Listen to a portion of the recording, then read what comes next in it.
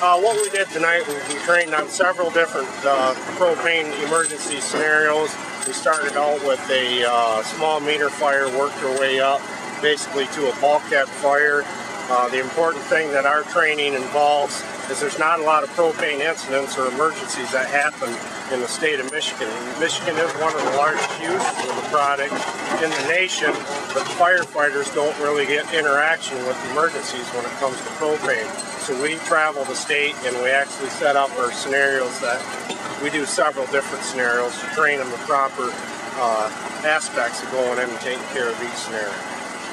When they first light that up, it's pretty hot, but then once we get the water flowing and get the fog pattern on it, it's really surprising that it's not that hot at all. I was surprised it's not any hotter than just standing here talking to you.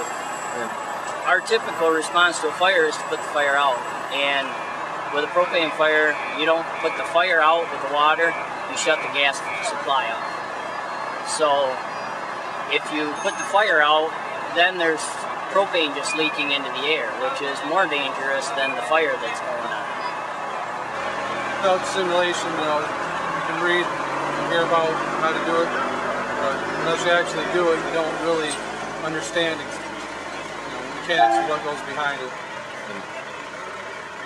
With the water going, the heat's not really that bad, but just the intensity of the fire and the proximity you have to be, you're real close in there. A lot of stuff can go wrong real fast, so training's definitely a must. Different. A firefighter is always taught to put the fire out. You go to a house fire, you're trying to put the fire out. You go to a dumpster fire, structure fire, you're trying to put the fire out.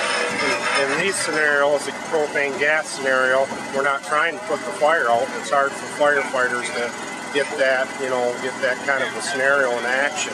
We're just trying to push the flames away, keep ourselves cool, protected with the water, getting close enough to be able to turn whatever valving that we need to shut the source of the product off, depending on what the scenario is. But yeah, we want to go in basically with the fog pattern, look like the palm of your hand going in with a full fog, and that's keeping the flames from reaching the first responders, and then we can get in close enough to see what we need to do, what valving possibly we need to turn on.